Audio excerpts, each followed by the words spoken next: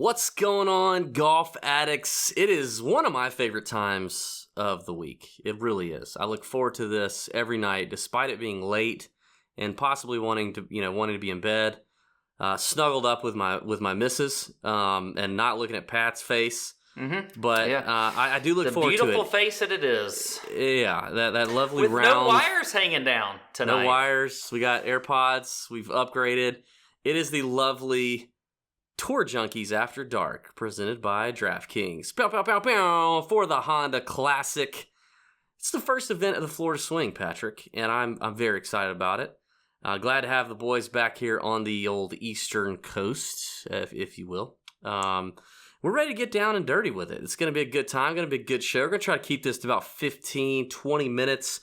We're going to hit you with a couple of disagreements that Pat and I just had on our own podcast, the Tour Junkies podcast, which you can find anywhere that you listen to podcasts. We just wrapped up the show. I am on my second large vodka. I'm not going to say the brand, no free ads. Second large vodka and soda with a little lime. What you got tonight? Uh-oh, a little rosé tonight. This is the first time for me on TJ After Dark, so things can get crazy.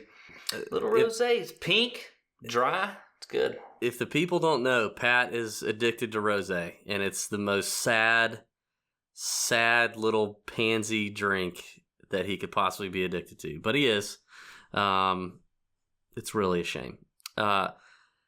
Anyway, so we're a couple of drinks in. We're feeling good. We had some disagreement. We're going to talk about that, but we're also going to talk about some bets that we like on the old DK Sportsbook, if you will. I got some good ones tonight, too. I'm feeling really good about these. Mm-hmm. All right, so, I don't want to spend a lot of time on the golf course, Pat, but it is a difficult track. It's a little different than what these guys are used to seeing.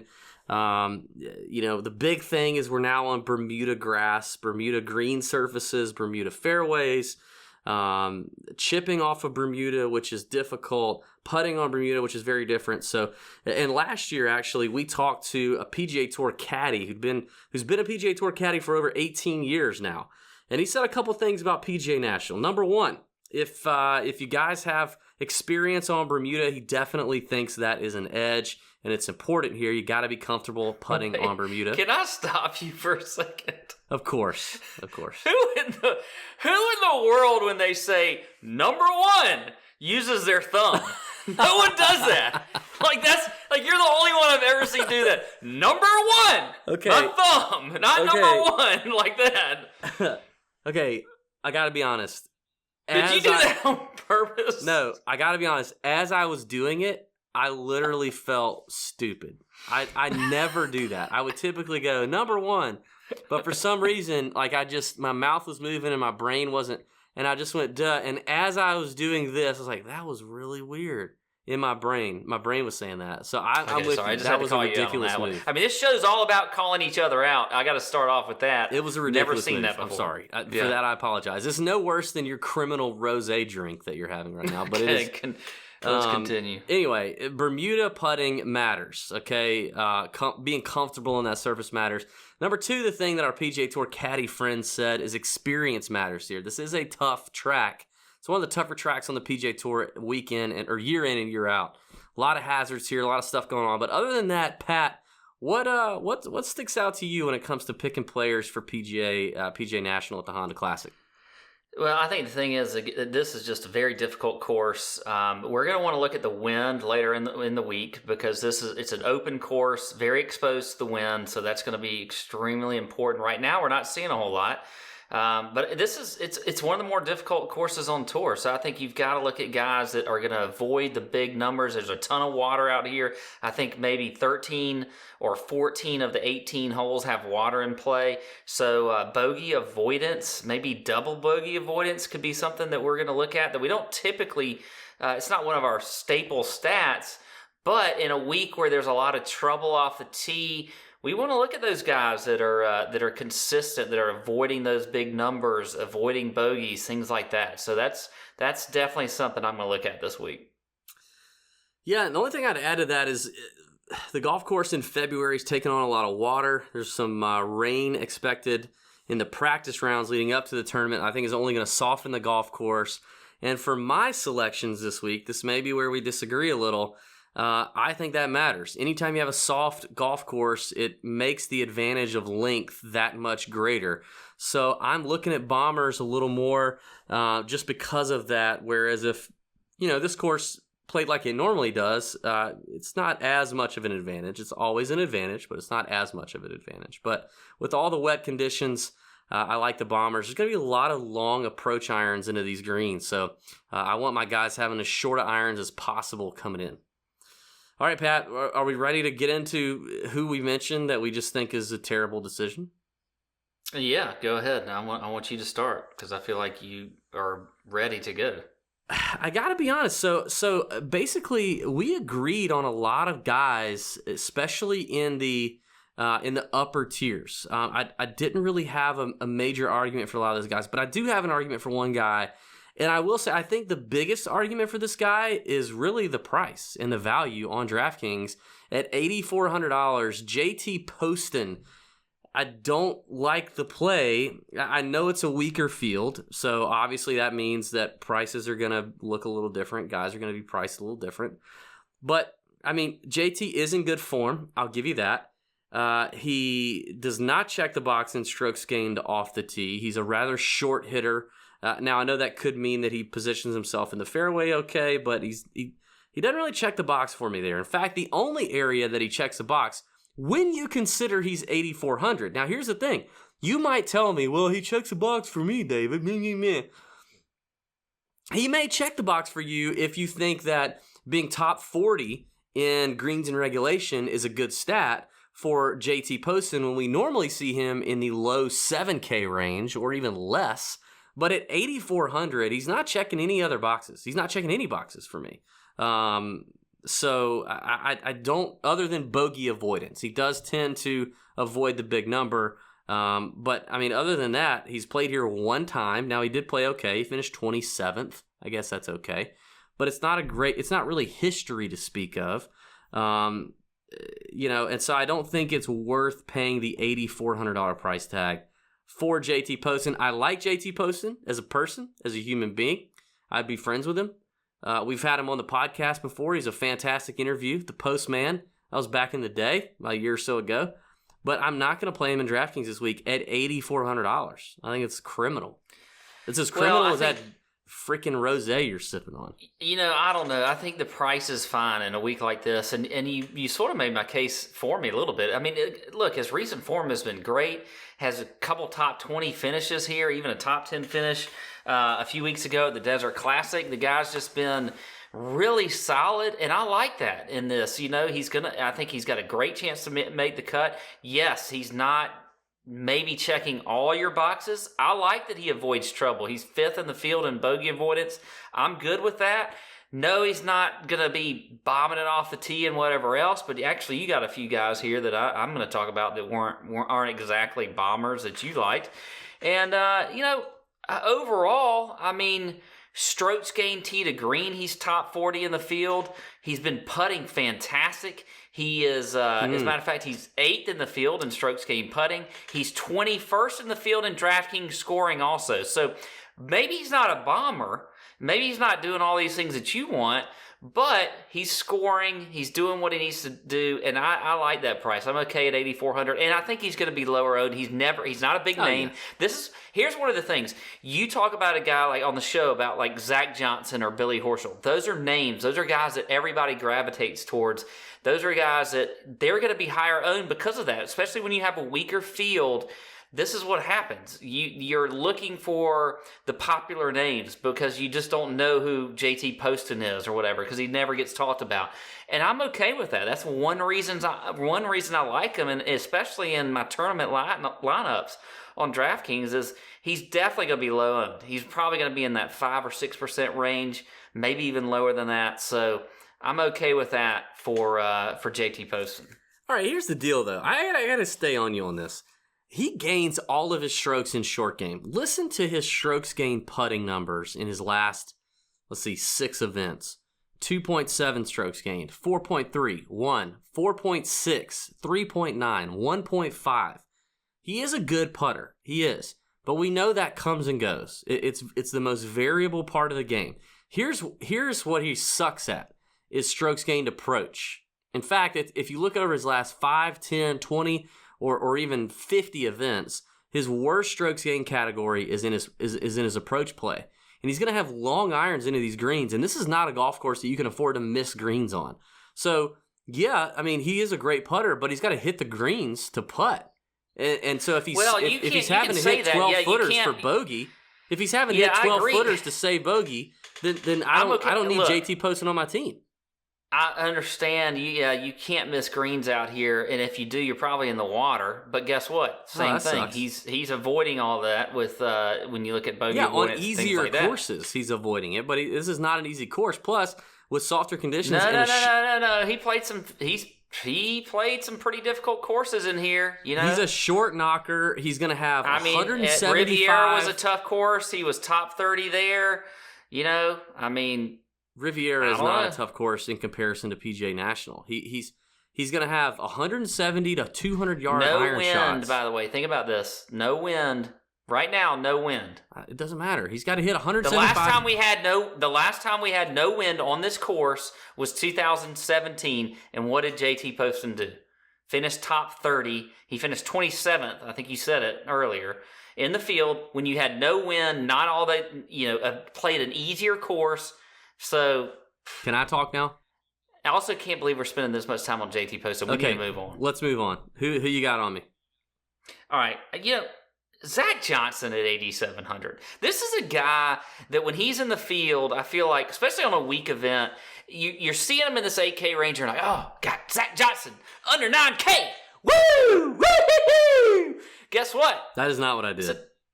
That's basically what you did. You jumped. I think when we were on the podcast, you ran circles around whatever the bonus room or whatever the thing is, the building you're in when you're doing this. I'm on the tarmac, man. I'm on the tarmac. When you're on the tarmac, you ran circles around that plane behind you, talking about some Zach Johnson at 8,700 or whatever he is. I mean, look, he's 98th off the tee, so he doesn't check he never checks the bombing stats for you.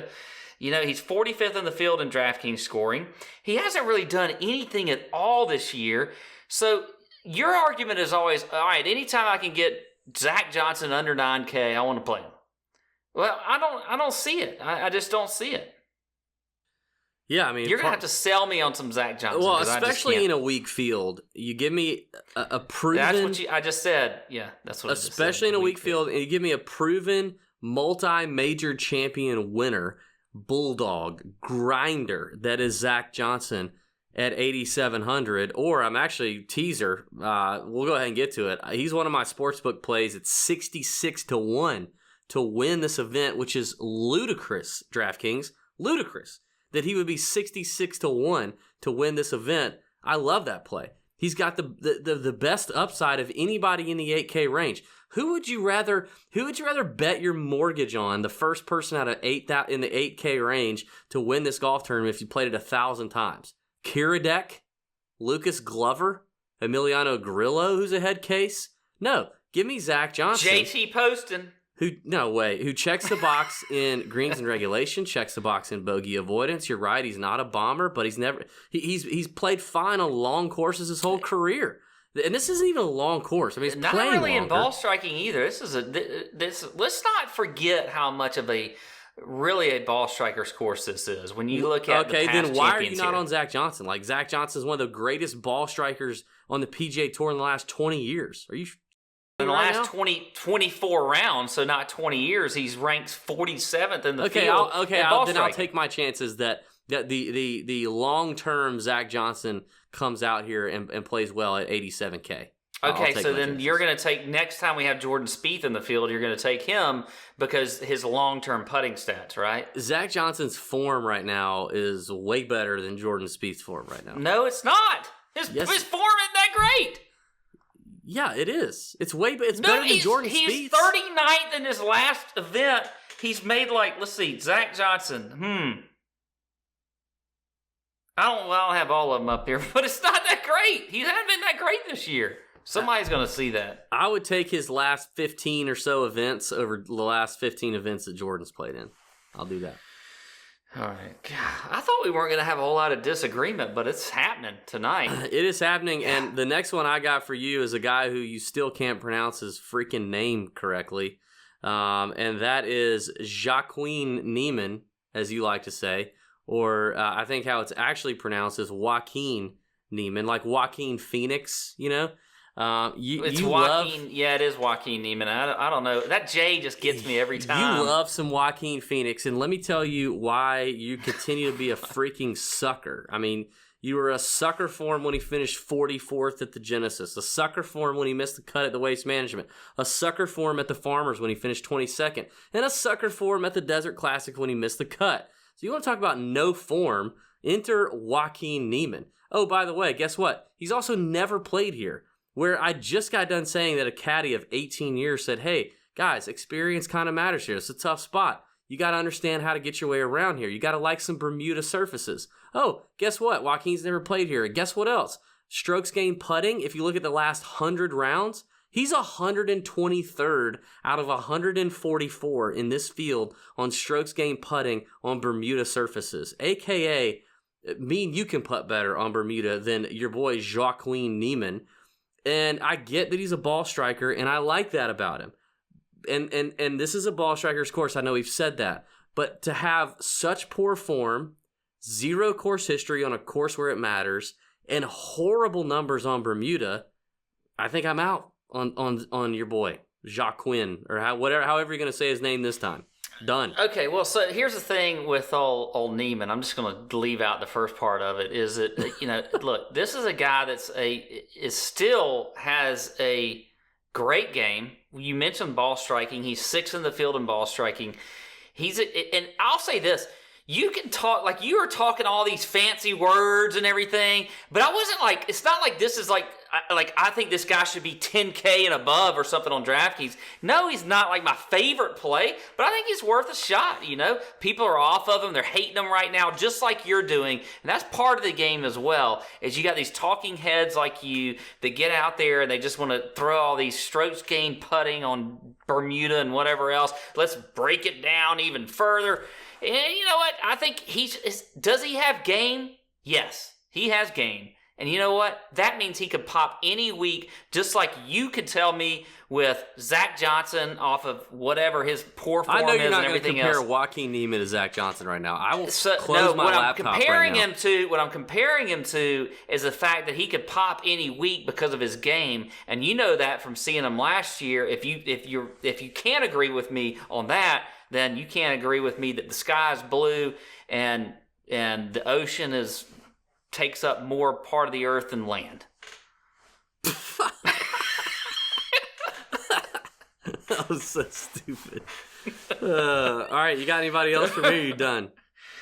I don't know. I think we can move on from there. I got one other guy, but I'm not even. We need to go into some of these bets. All right, my picks on DraftKings Sportsbook this week. I already mentioned one, Zach Johnson at 66-1. Now, a guy that I don't like a lot in DFS, but I think I'll have I'll have a unit, which we've gone over, Pat. I'll have a unit on in Sportsbook is Russell Henley at 80-1. I like him at the 80 number. I don't like him in DFS. He's a little too inconsistent for me, but toss a unit on him at 80-1. I'll do that. And then the final bet that I have in terms of an outright guy at 100-1 is CT Pan. I actually like CT Pan better than I like Russell Henley overall at this event. And I know based on our podcast, you're kind of on board with CT Pan. Checks a box in greens and regulation. Checks a box in bogey avoidance. CT Pan has played here twice, finished 17th and 37th. He's in decent form. He's not setting the world on fire, but he's in pretty decent form. So I like him at 100-1 if you want a long shot. After that, I have two guys that I like for top 10 bets, which we haven't really talked about that on the DraftKings show here, TJ After Dark. But a couple guys I like top 10. Couple Southern boys, couple good old boys, quite familiar with the Bermuda grass surfaces, probably welcoming the Bermuda grass surfaces and glad to be off of the POA. Both are bombers, so they can take advantage of their length here. Both can go low, especially in slightly easier conditions to score. and that is Keith Mitchell at 33-1 for a top 10, and Trey Mullinax at 25-1. Now Keith's form has been really bad, but he's a good player, and he's proven he can come out here on the PGA Tour and compete. Mullinax's form, on the other hand, has been extremely good. He played like 6 or 7 events in a row and took a couple weeks off to break and rest his body, which I think was a smart move. And now he's probably glad to be back on Bermuda putting. At 25-1, I like a little Trey Mullinax for a top 10, and Mitchell at 33-1 for a top 10. Boom. Okay, wow. All right, so I'm definitely with you on CT Pan at 100-1, so I don't need to go too far there. But I will say also, he's at 18-1 for a top 5 finish. So I think that's something to look at on the DraftKings Sportsbook as well. Also, I've been throwing out a few shorter odds as far as the bets are concerned. So to win, 20-1, good with Webb Simpson. I think you can play him at that number. The guy you hate, old Joaquini Neiman, 150-1. Guess what?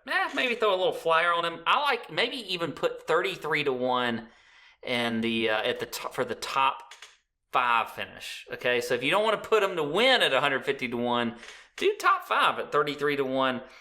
Also, I'm going to talk a couple first round leader bets. Okay, so we got a few of those out there on the That's usually my territory, Pat. That's usually me. You mean a little first round leader bet? Yeah. Do you got one of those? Do you have one first round leader bet? I have. You have 2. I got 3. I got 3 first round leader bets that I would look at.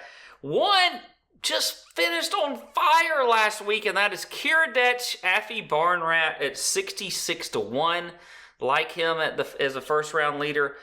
Also a guy that plays a ton in Florida, lives in Florida, and that's Bud Colley at 90-1. He's a guy that tends to come out hot week in and week out, so I like some Bud Colley at 90-1.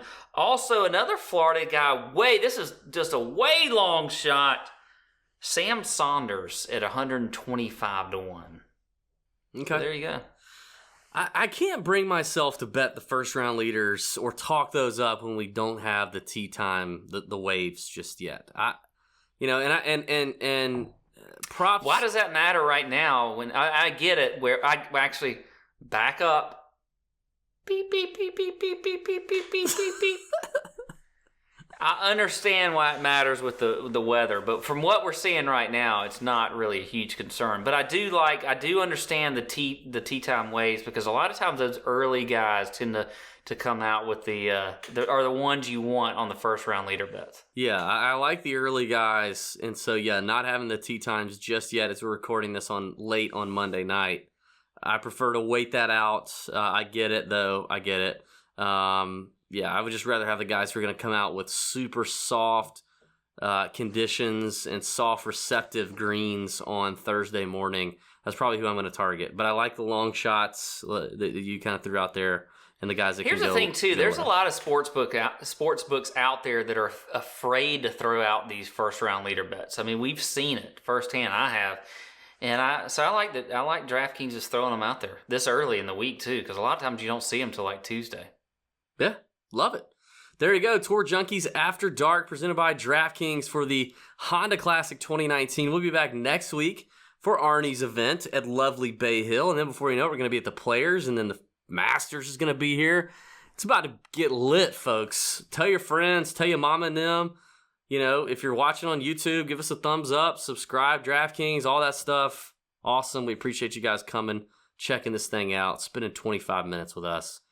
I can't believe it that people do this. All right, so there you go. Thanks. May your screens be green. See ya. Out. Boom.